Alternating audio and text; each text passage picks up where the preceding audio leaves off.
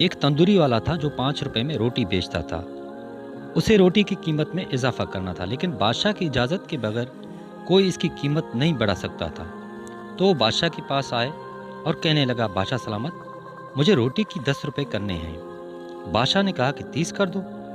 تندوری نے کہا، بادشاہ سلامت، اس سے شور مچ جائے گا۔ بادشاہ نے کہا کہ اس کی فکر نہ کرو، میرے بادشاہ ہونے کا کیا فائدہ، تم اپنا منافع دیکھو اور روٹی 30 روپے کی کر دو۔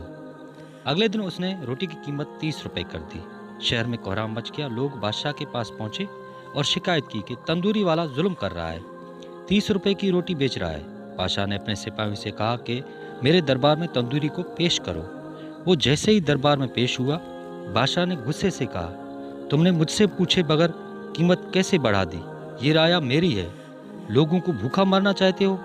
بادشاہ نے تندوری کو حکم دیا کہ تم کل سے آدھی قیمت پر روٹی بیچو گے، ورنہ تمہارا سر قلم کر دیا جائے گا۔